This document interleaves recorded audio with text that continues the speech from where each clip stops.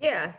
So welcome to the AMA. This is our third one. Unlike the other two, we're not going to go over slide presentation, PowerPoint, anything like that. But we will be mostly answering questions during this time. So you have about 2 more weeks to input either your proposals into the DSIP system, and we're basically here to answer questions, those kind of last minute questions or more specifics about the solicitation.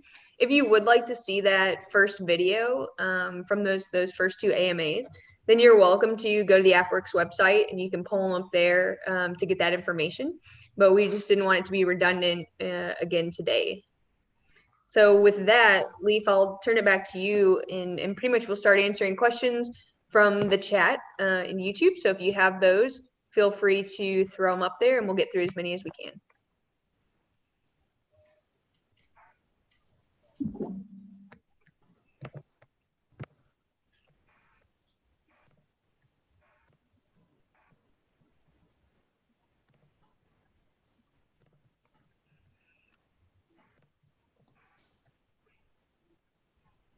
We're getting a few questions. I'm still getting the feedback, Zoe, so let me hash through that. I think I found it fixed, but it's going to take another second.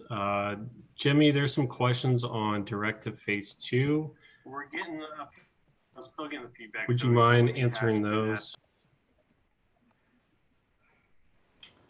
Yeah, sure. Can you guys hear me? Am I coming through? Gotcha. Okay. Let's see where the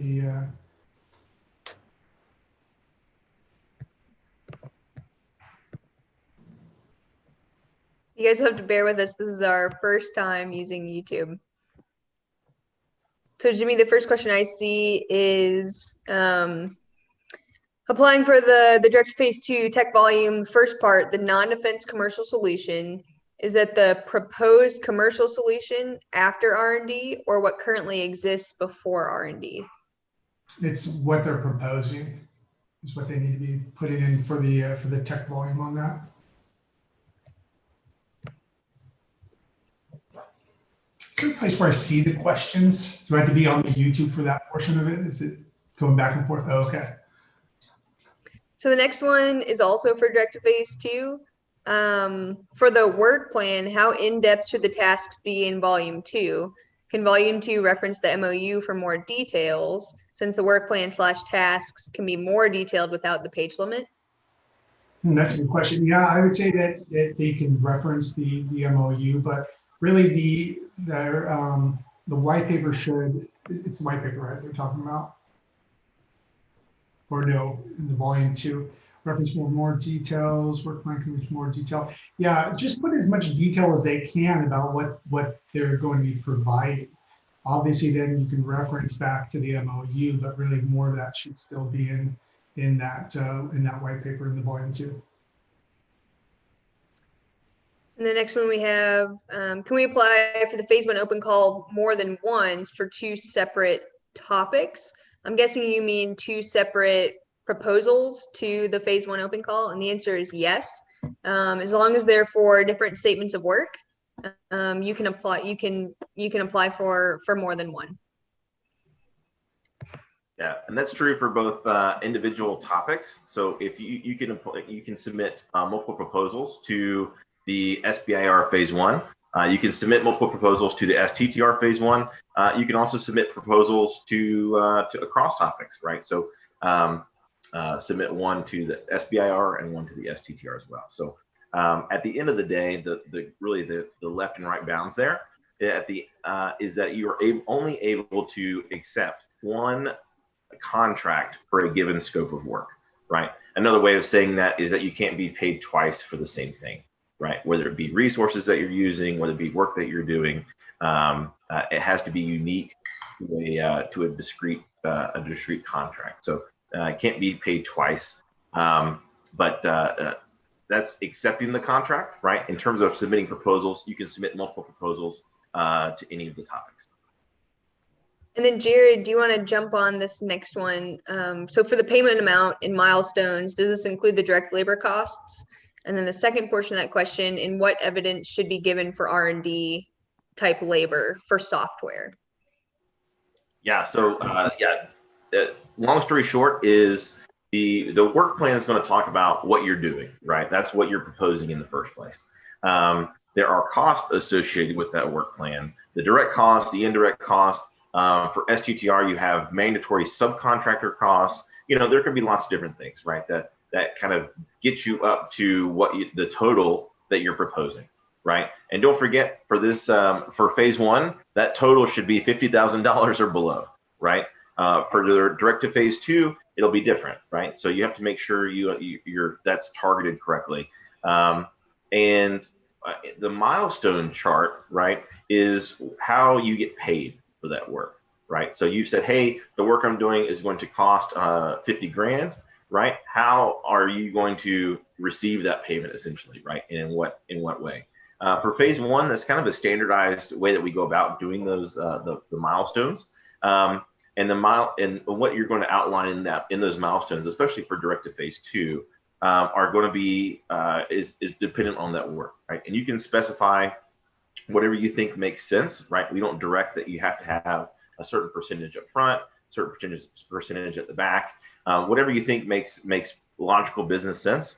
I wouldn't put all of the money being due at the very first deliverable, right? That wouldn't make a whole lot of sense. And our contracting team is probably going to reach out and ask more questions on that.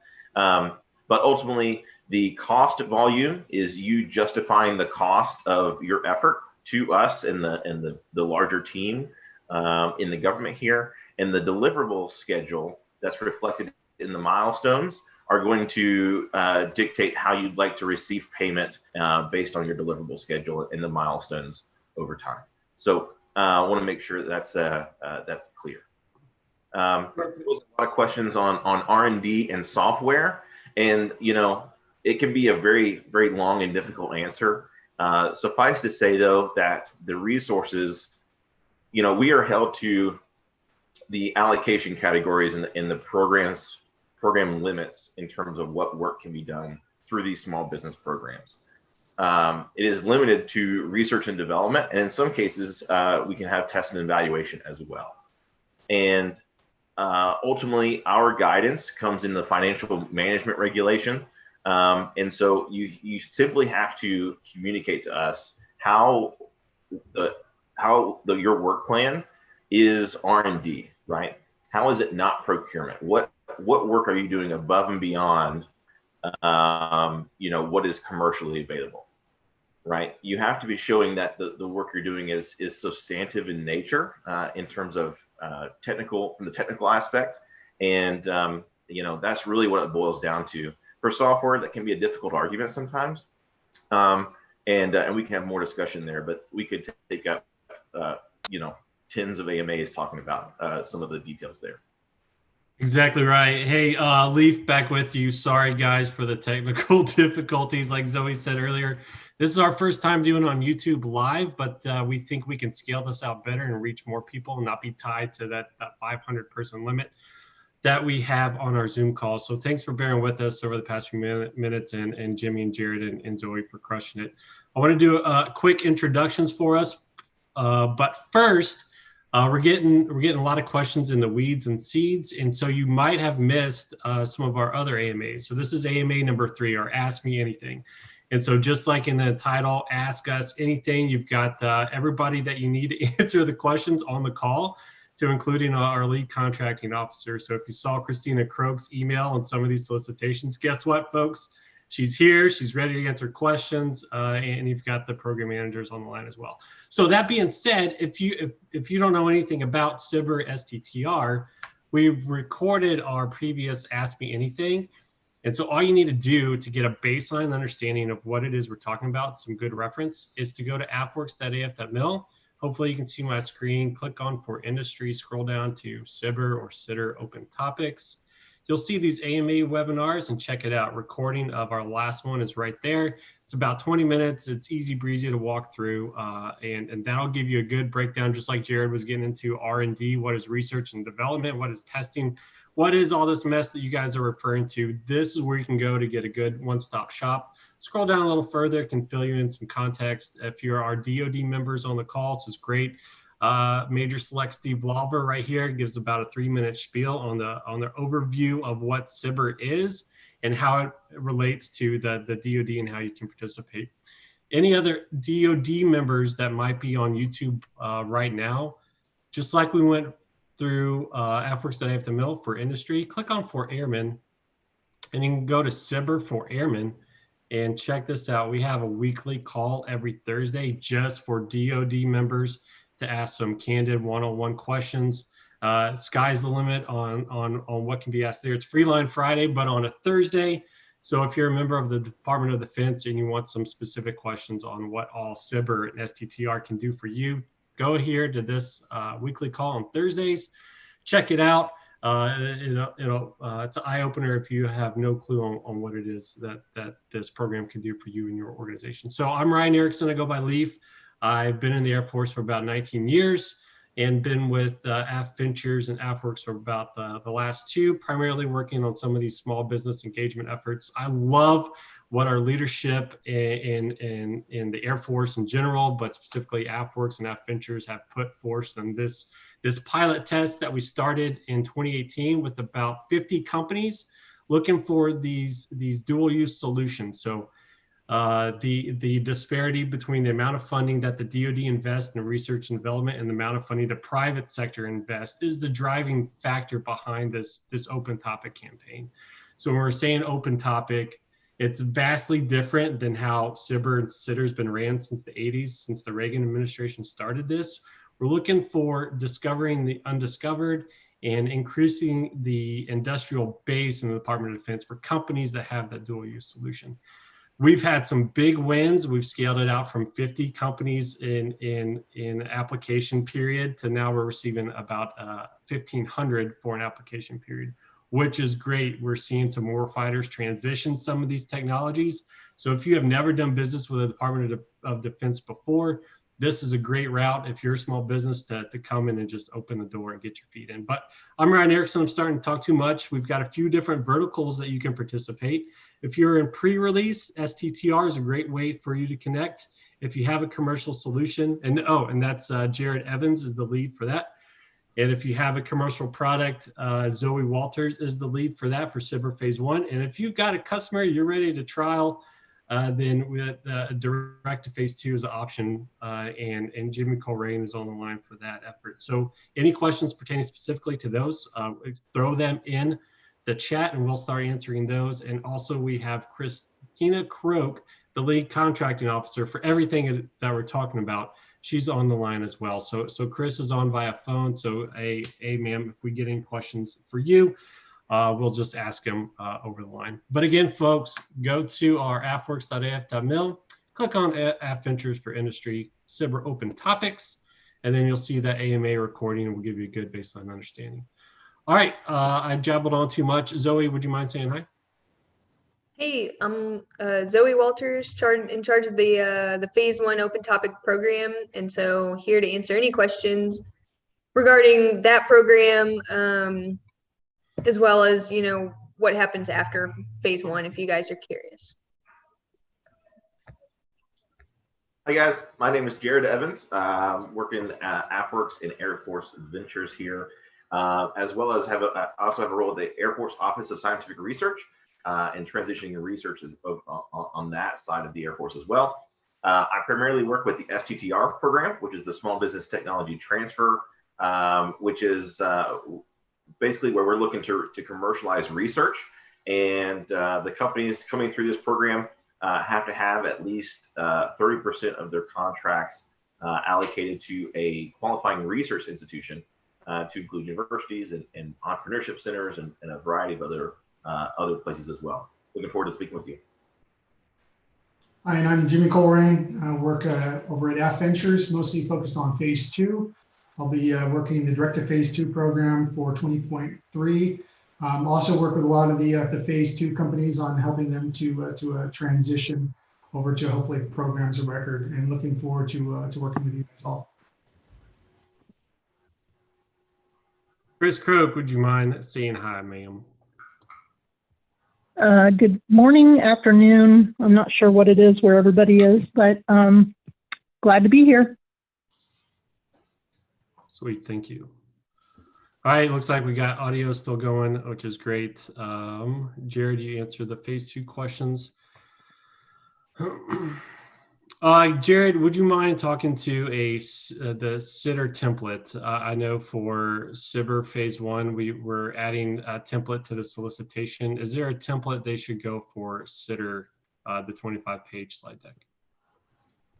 Yes, and we'll make sure that's up on the website there. But yes, there is a template available. There's also templates available for the allocation of rights agreement, the ARA. That template is put out by the SBA and is it can be certainly be used by any small business that would like to. You don't have to follow that template necessarily, but it's there if you'd like to use it. Hey, Jared, following along with that, looks like we got a question saying on the STTR CSO states the 9 required slides of the tech volume are required in the order they are listed. Can additional supporting slides be inserted amongst those 9 slides, or should they come after, i.e. numbers 10 through 25? Hey, that's a great question. We're not trying to rake folks over the coals here about, sorry, the information was on slide 2 and it should have been on slide 1, so you got DQ'd. The intent here is to kind of follow a general flow in terms of the proposals. And one of the reasons that we have extra, if you will, slides that are available for folks to use is that they can beef up sections as they would like, right? That they think is prudent for their case. And so if you have slides and you'd like to kind of beef up the commercialization section or beef up something else, you can certainly do that and have 2 or 3 slides for a particular section or individual slide, right? And go that way. You don't have to have a commercialization continued at the very end of the presentation. We have some questions on pitch days under good questions. So we do have AF203, which is the open topic. But you'll notice in DSIP and Beta SAM that there are pitch days associated with certain solicitations. How those break down is there are pitch days specific for those solicitations. So if you're looking to apply, if your technology vertical is in line with some of those technology gaps that we're looking for those pitch days, by all means apply to that as well, or specifically, and yes, you can participate in that pitch day. Will the pitch day be part of the review? Yes, the pitch day will be part of the review. Hey, Ryan, can I add to that? Yes, ma'am. So under 20.3, there are, I believe, 7 topics. 3 of them are phase 1, 4 of them are phase 2. The phase 1 topics that are titled pitch day, the pitch day will actually occur at the phase 2.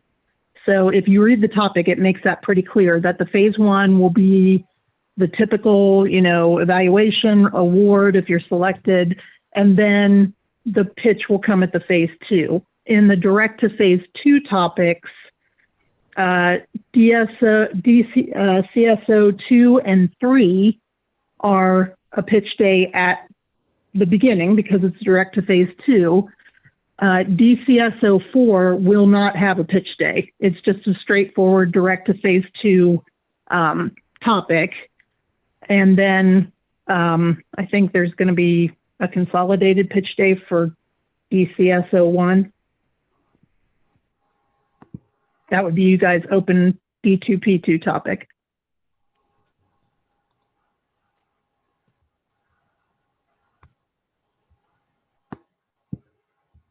Yep. Zoe, looks like you were shaking your head no on that one, correct? Just saying our Jimmy's direct to phase 2 topic doesn't have a pitch day associated with it, but the centralized pitch day will be the... Yeah, DCSO 4 doesn't, but does the AFWERX open topic direct to phase 2? No. No. Okay. And then, like I said, the other 2 phase 1 topics don't result in a pitch day. So there you go. Or Perfect. Actually, 3 of them do. Yeah. Hey, Chris. So just make sure you read the topic because it's detailed in the topic itself. Chris, will you hit the company commercialization report? I think it's volume 4 or whatever. Confirm it looks like DSIP is still not up to having that. Correct? No, it's not for 20.3 and 20.A. We've gotten some instructions for 21.1 and 21.A. I haven't had a chance to look at them in depth, but it appears that it may be available then, but not for this round. And just to clarify, we're talking about 20.C, right? I know we've been working on the 21.A solicitation. Yes, it's not available for 20.3 and 20.C.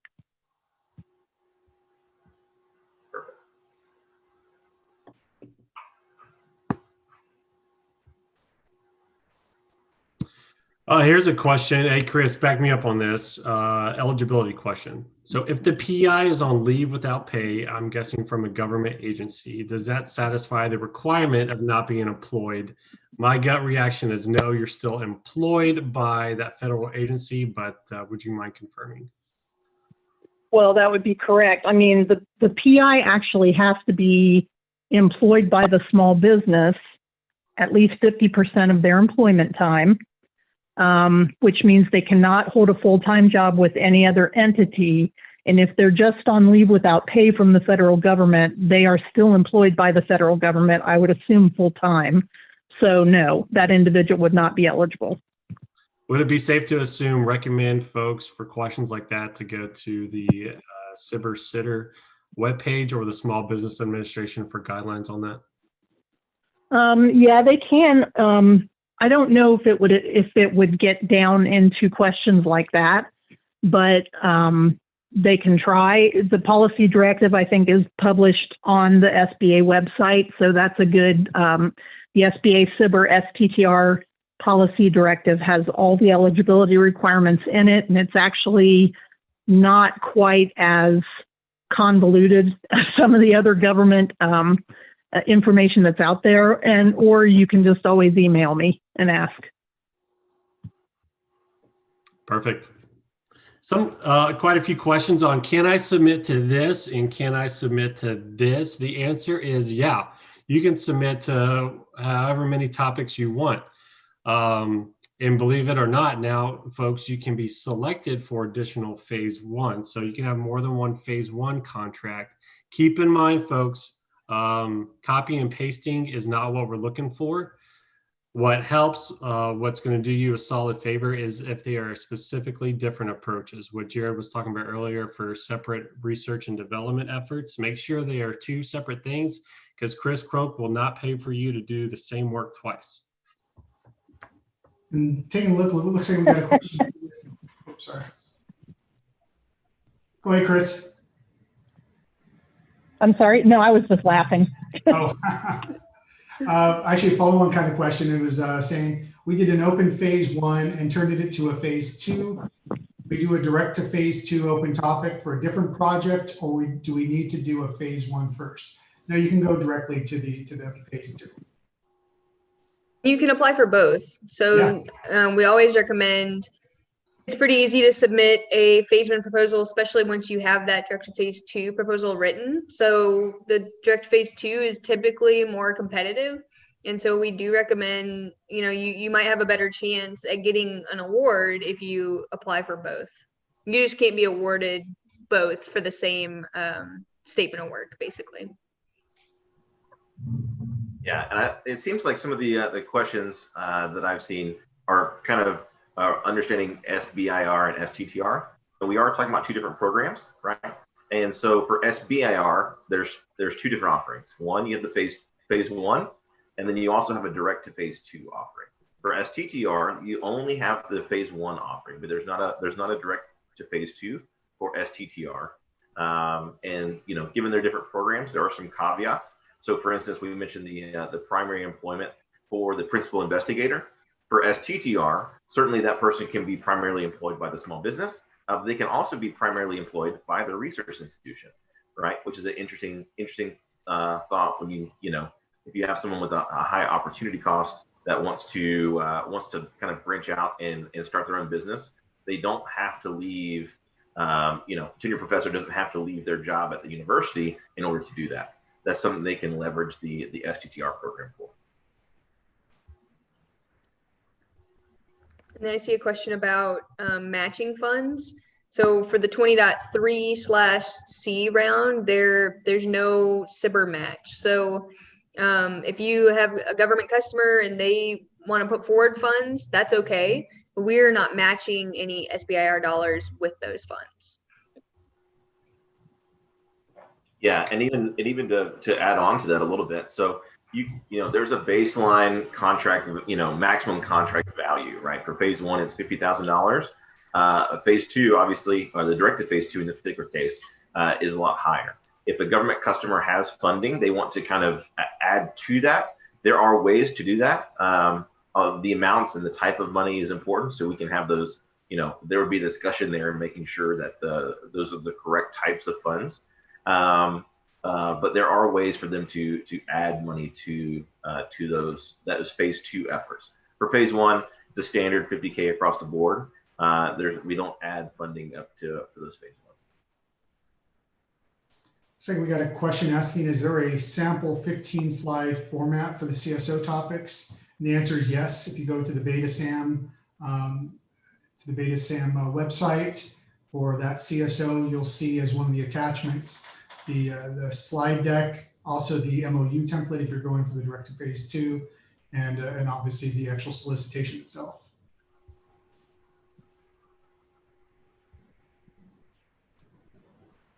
Folks, I know the AF203-D CSO and CSO, all that may be a little bit confusing to you. So some of the questions are confirming this is a directive phase two and this is a phase one.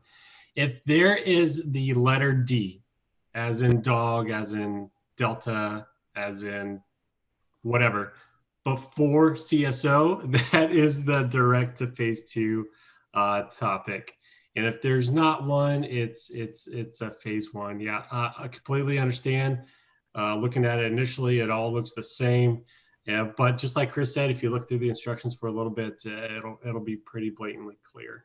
The purpose for these directed phase twos is not to get you on a larger initial contract. It's for you if you and your stakeholder are ready to start trials. So please keep that in mind. If you are not sure, if you haven't figured out where your solution may rest in the DoD ecosystem, that's why we have phase one, folks. It takes a couple cups of coffee to fill out one of those proposals. And then we'll help you, myself and Zoe and Jared will help you throughout that phase one period of performance to help you find a defense market fit. So no rush to try to get to that phase two. And please, if you have not lined out all the dotted the I's and crossed the T's, then come on board for phase one. Leif, do you want to talk a little bit about the phase one kickoff meeting, progress report, and final report that the CSO mentions? Yeah, expect. Okay, so in a phase one, the purpose of a phase one is to help you find a defense market fit. It's not there to have you build a bunch of reports. It's not there to make you do a bunch of documentation and mandatory meetings. All the meetings we have, including the kickoff one, are optional for you to attend. The purpose of what our job is to help you connect. So, and orient you to the DoD ecosystem. 70% of our portfolio has never done business with the DoD before. And we use a lot of acronyms like RDT&E, TDY, you name it. And and we would love just to get a, insert layman.exe with you 70% folks on phase one, day one, to give you a snapshot of what the Department of Defense acquisition ecosystem looks like. So that's the purpose of the kickoff call. And then from there, you'll have two deliverables. You'll have a preliminary report and a final report. The preliminary report is super easy. All you're doing is updating some slides and giving us a one-pager that we can share with our DoD folks. And then at the end of it, 92 days after you get your signed contract, is the final report. And that is simply Chris Croak and our team here made it very easy. It's a Google form that populates a phase 1 final report, and you give us the data, we send you the PDF report.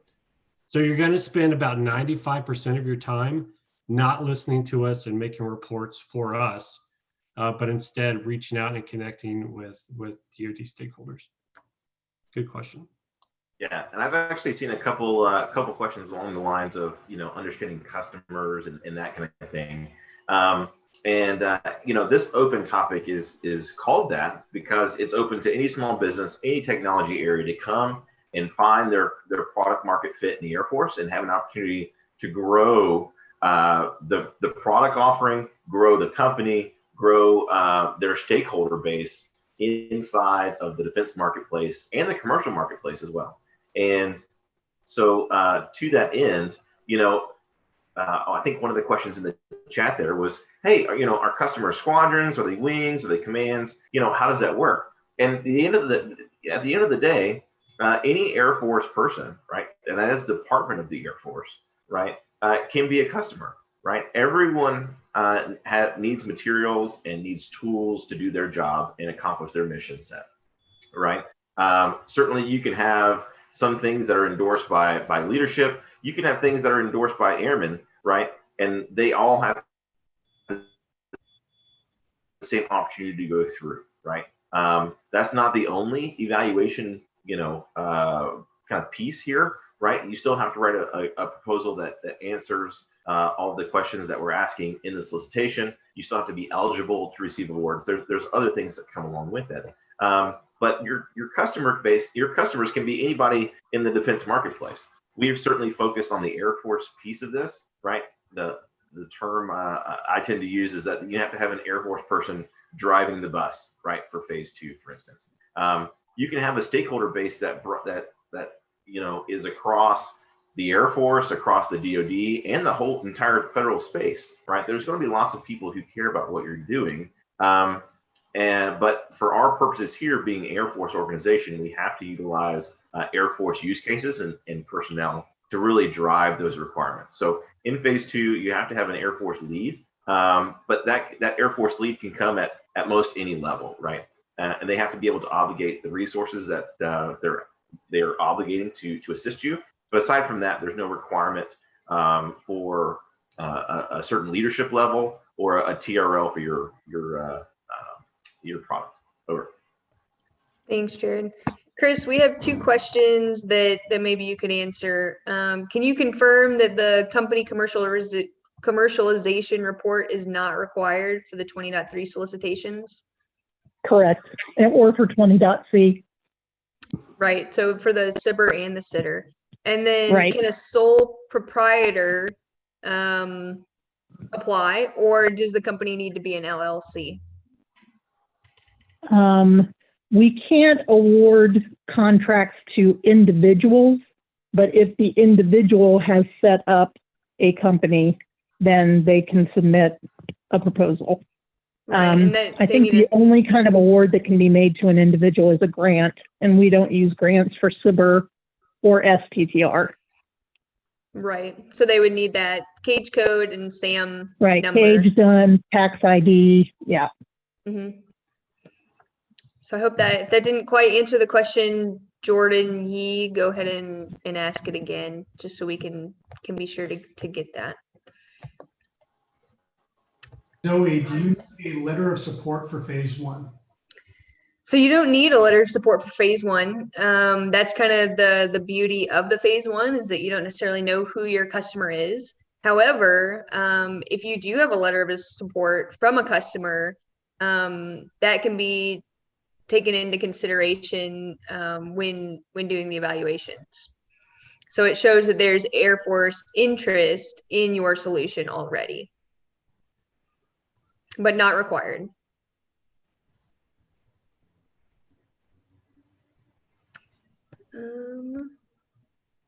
I see a good question. We've got a poll up of interest, and just kind of the carry on the conversation here. Letters of interest, like Zoe mentioned, are not required. MOUs are not required for phase 1. You can certainly come to the table with them if you'd like, but that is not something that is necessary to receive a phase 1 award. It certainly can speak to the evaluation criteria, but again, it's not required. You know, the support that I see being asked about here in the chat, in terms of, you know, how can I empower my prospective Air Force customer to support me, right? And that's one of the things that we provide from a program management staff perspective in phase 1, right? Not only are you kind of getting the legal basis for having some of these substantive conversations, being on a phase 1 contract, but you also have us as a staff who, by the way, there is no other group who cares more about you or what you're doing than the folks here on the call, right? So I want to make sure I put that out there. But we're more than happy to jump on the phone with you know, your prospective government stakeholders, right, and help make sure that they understand the process. You know, we're not in a position to be able to sell you or your product, but we want to make sure that they feel comfortable with the process and they understand what we're looking for from a programmatic standpoint, so that they feel empowered, if they so choose, to support you into a phase 2 effort. So just wanted to make sure we put that out there. You know, the support that I see and some of the connecting and just overall kind of care and feeding and helping you all is really the core of what we're trying to provide during phase 1. Hey folks, we've got a quick poll up. If you wouldn't mind just letting us know if you have done work with the DoD before, just giving us a snapshot of some of the demographics for the folks we got watching and listening in at home. So if you wouldn't mind, just let us know.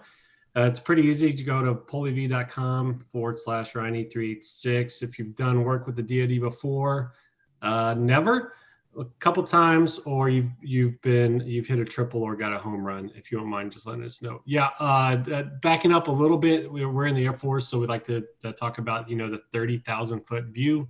SBIR and STTR is great for us to help you get from 0 to 1. So having that prototype that can solve a solution or solve a problem in the Department of Defense, that's what SBIR and STTR programs are here to help you do. So to help you get that prototype that works, that's compliant with all of our systems, that meets the stakeholder requirement, etc. It's not here to provide services for the DoD. The funding for SBIR and STTR is not here to customize a solution. It's here to significantly adapt and provide testing and evaluation for that to work. I see a couple STTR questions here towards the bottom of the chat, at least. And one question is, what sort of agreement is needed with the educational institution, and what does it contain? So ultimately, there's, you know, the research institution, right, which is a proper noun in the STTR program, is a subcontractor to your small business, right, who is the prime contractor in this relationship. And so we need to make sure that that when you come to us with a proposal, that there is, you know, you're bringing them along with you, right? It's not necessarily just saying, hey, and I'm, you know, so-and-so will help me, you know, and I'll figure that out later, right? You have to come to the table with that relationship. And in terms of agreements, we don't adjudicate the individual agreements between you, the prime, and them, the subcontractor, right? We just simply need to know that there is one. Above and beyond that, we do need to see the allocation of rights agreement, the ARA, and there are links and templates for that, specifically regarding the IP, right? And we want to make sure, again, we're not going to adjudicate your individual arrangement with the research institution, but we need to know that there is that is something that exists, and because we want to make sure that we're treating the information appropriately, right? And that really helps us do that. One quick other question I saw was with regards to the slide deck. I don't believe there was a slide deck template on this solicitation itself, and so that's something that we'll have to put on the AFWERX website. So do keep an eye out on the STTR page if it's not already there, and we'll make sure that it's there for everyone's reference. I'll post the link for the SBIR slide deck template right now. Give me a second. I'm going to bounce off. We did have a few questions on who is considered an Air Force customer. Is the Air National Guard? Is the Air Force Reserves? Can they legitimately sign that customer memorandum? The answer is yes, they can. When we're looking for a customer, what qualifies as a customer is who has funding. We talked about SBIR and STTR is there to get us from 0 to 1. Who has funding to get you from 1 to N? And yeah, the National Guard has funds. The Air Force Reserves has funds to make that happen. So yeah, absolutely. Jimmy, there was a question on the requirements for a phase 2, direct phase 2 submission, specifically the 100-second video. I'm not sure if y'all hit that yet, but would you mind covering? Yeah, I believe on this one, we are not asking for the 100-second video for this one as a requirement. That's correct. It wasn't included in either CSO.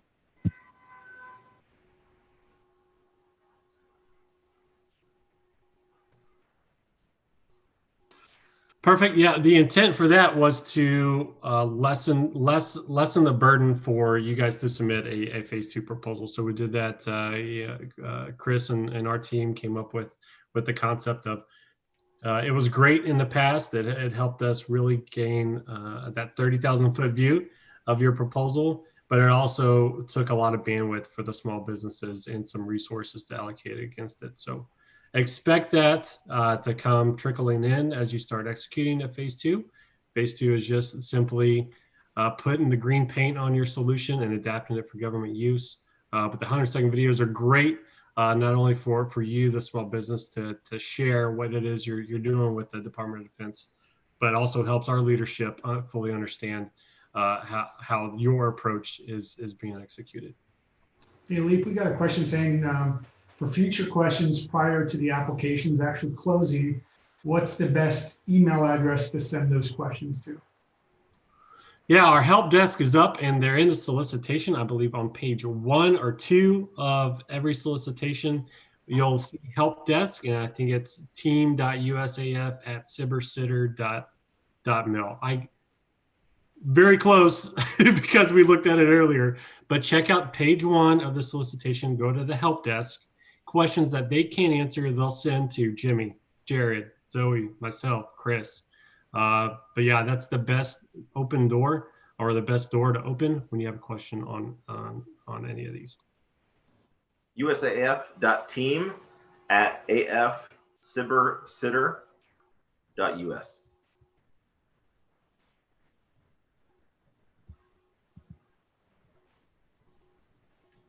Is there any way we can drop that into the chat? Leif can put it in the YouTube chat. Yep, I'll post that right there. If you guys wouldn't mind taking over questions, I gotta click off this screen. I think I see there's a really good question in here. It says, for the topics that don't require a customer memorandum, which is to say the phase 1 programs for both SBIR and STTR, what would the content of the proposal be, since you're not writing to a specific customer? And it's a wonderful question, right? And so part of this, part of the evaluation, right, is understanding the defense need. And part of that is you understanding who your prospective customer would be, right? From your perspective right now, you don't have to be 100% right? But you need to demonstrate that you have some knowledge of what your market looks like in the Defense Department. Certainly there's not going to be we're not looking for names and phone numbers, but you do have to describe who your customer would be, right? And how you're going to, provide value to that customer, right? And in that phase 1, we're looking to put names and faces to those use cases, and, through discussions have a better understanding of what the actual use case is, so that in phase 2, right, we're actually making something that is of direct value to that customer base. Hey, Jared. Yes, ma'am. There is a direct to phase 2 topic under 20.3 that does not require a customer memorandum. It's out of the Air Force Research Lab Materials and Manufacturing Directorate. It is direct to phase 2, topic 4. But my advice would be, to be honest, we didn't use customer memoranda until about 2 years ago. So basically you use the information that's in the topic to prepare your proposal and submit it. The only difference is you're not required to have a memo signed by a specific organization. And if you have questions about that, you can always contact the topic author, whose name and I believe phone number and address, or at least email address, is in the topic itself. No, that's a perfect read vector. Really appreciate that. So what the process I was talking about was specific to the open topic. There are other topics who are programmatically are structured just a little bit differently. So just keep that in mind. Like Chris said, ultimately you're going to have to refer to the solicitation documents themselves and make sure that we're asking the right questions of the right folks. Got a person asking the template they have the pitch deck from 19.1, asking is it changed? Is there a new one? I'm going to say yes, and you go to the beta SAM and download the latest. You'll probably be able to use some of the same slides you've used before, but there's now additional slides. And I think, Jared, there's some that are required. Is that correct, right, for the STTR and phase 1s? Yeah. The templates are not going to be worlds apart. We're going to be looking for very similar things between the 20.1 cycle and this cycle, right?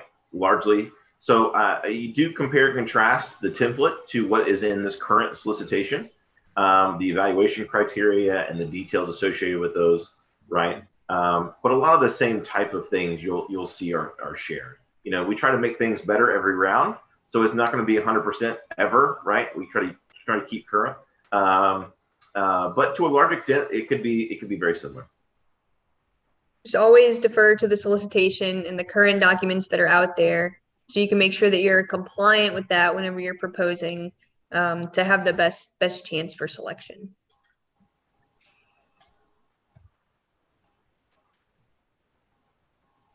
Some additional questions, some repeat questions on can we have multiple awards? The answer is yeah, but just like we mentioned earlier, Chris will not pay you for the same work twice.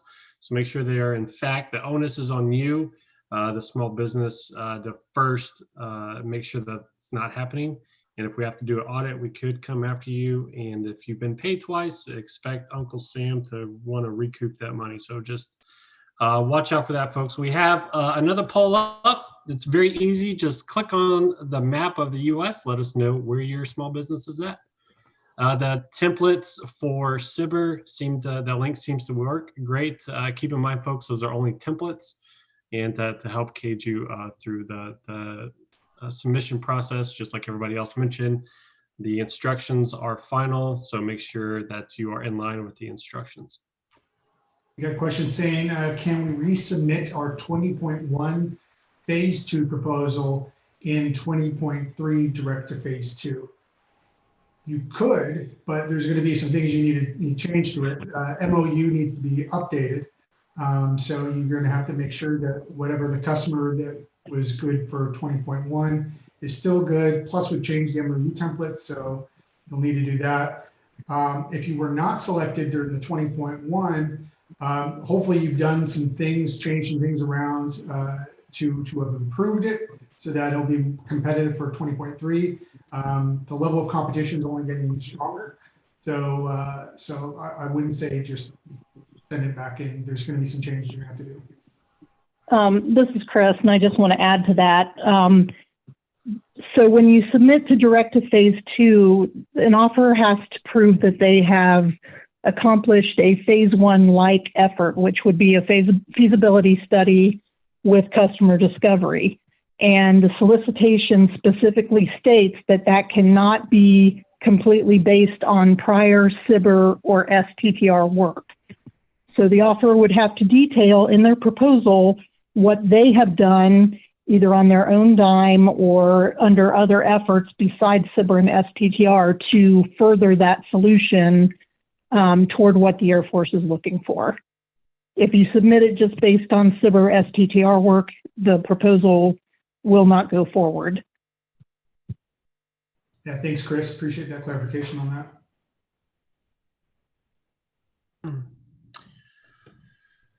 Question on applying for a direct phase 2 and phase 1. Is that recommended? Yes, we recommend if you're submitting for a direct phase 2, submit a phase 1 in parallel. What happens should you get selected for both and the phase 1 proposal was directly related to your direct phase 2? Then you would recommend that you do not accept that phase 1 and you rock on with your directed phase 2. But yes, you can submit in parallel. Go ahead.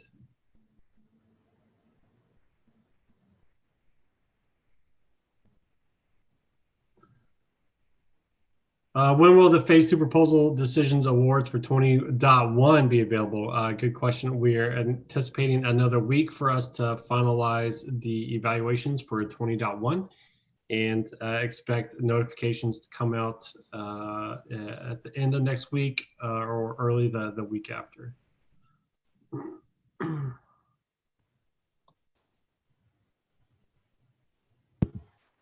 I did see one question was talking about kind of working between the two programs and switching between the programs. So that's one thing that I always like to bring up that folks don't always realize is a thing, right? So we're talking about SBIR and we're talking about STTR, right? There is an option, there's an opportunity to move between, let's say, a phase 1 STTR and then moving to a phase 2 SBIR, for instance, right? Based on the needs of your company and so on. So that is an option.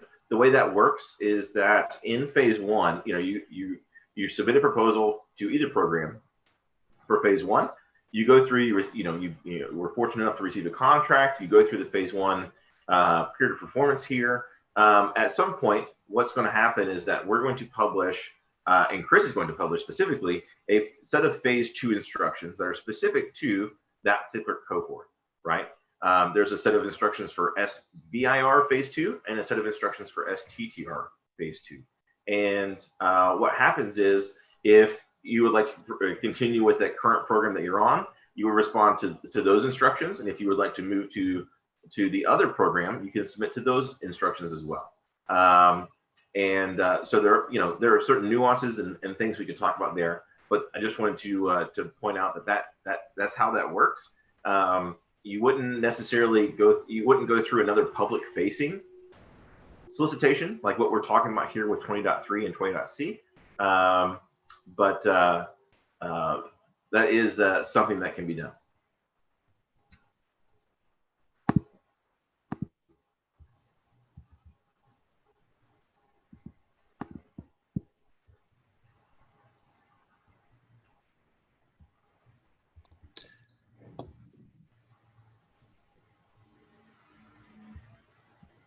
Jared, do you know a timeline when we're expecting? Well, I guess it's for all of us on here. We are estimating, I guess, for 20.3, correct, roughly December, but we are still figuring that out for award date. But that's what our team is gearing towards. We understand we're trying to do our best to be as transparent with you guys as possible. That's what we're shooting for, but it's not finalized. Yeah, we always try to be, expeditious and getting and working with the commercial sector. Certainly there's a lot of variables and a lot of people that contribute to that schedule. It's just a matter of kind of making sure everything's coordinated and if we need to shift, especially around the holidays, then we'll do what we need to do. But we do always strive to get things on contract and things moving, generally speaking, in a reasonable time frame for sure.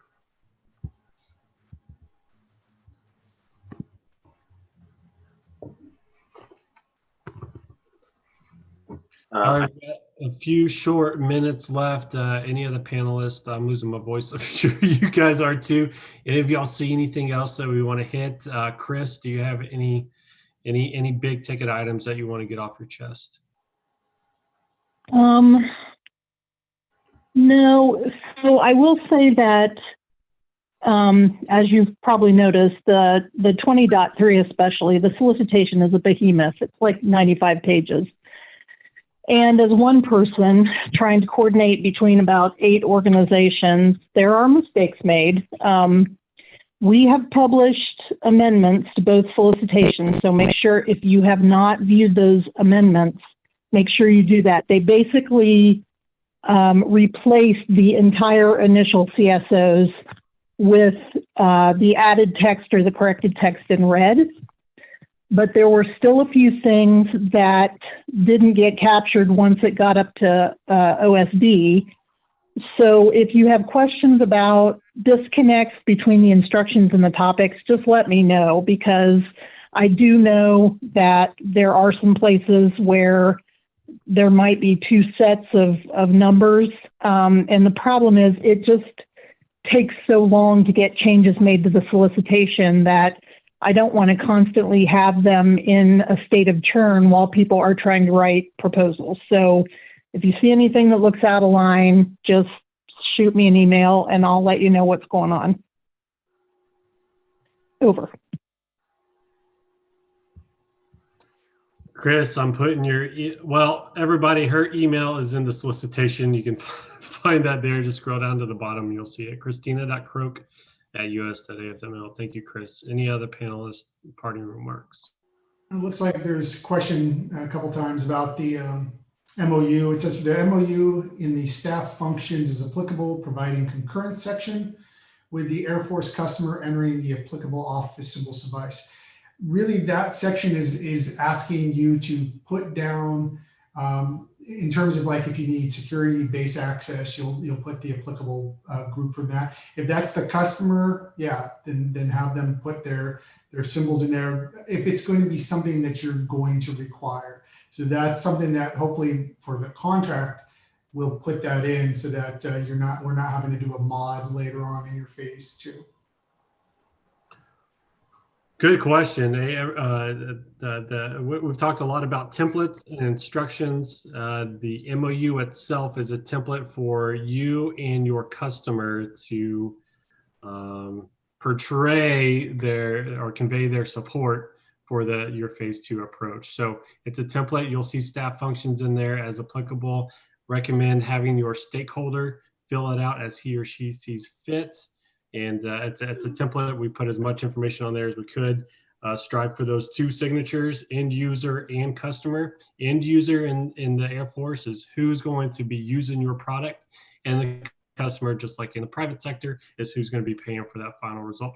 This is all contingent upon a phase 2 being a success. We get it, but what's the game plan look like for executing your phase 2? Is that end user, and then is that customer the right person to help transition, have them sign? Jimmy, Jared, Zoe, anything else? Yeah, I always advocate reading the solicitation, and that can sound insulting sometimes. I certainly don't mean it to be, but there are certain eligibility criteria and requirements that we have to have, and if someone comes to the table and they have a wonderful proposal, but they don't include a research institution to at least 30%, or if they don't do some of the basic eligibility, they're going to have a bad time, right? And our hands are tied in terms of them being able to be awarded a contract. And so there are a few things that are really important, right, in terms of eligibility. So please do look at what's required in the solicitation. And if you have questions, feel free to reach out, right? We mentioned the help desk. We mentioned Chris's email. You can look at the other AMAs that we had done as well. And we want to make sure that you have all the information you need to be successful. Ultimately, we can only award what is presented to us, right? And so if you have a question, please try to get it answered. And if you're still not sure, you can still submit a proposal, right, and receive feedback on that proposal. So we'd love to see you move forward in the process, and we want to make sure that you have all the information you need to do so. From our team to yours, we want to say thanks for making this pilot test span into this program. of record on how we're doing business with business. You know, we talked about earlier, we started with a pilot test, and it took the members on this call, obviously, to make it work, but most importantly, it took you. So the defense of our nation relies greatly on what the small businesses can provide into the Department of Defense.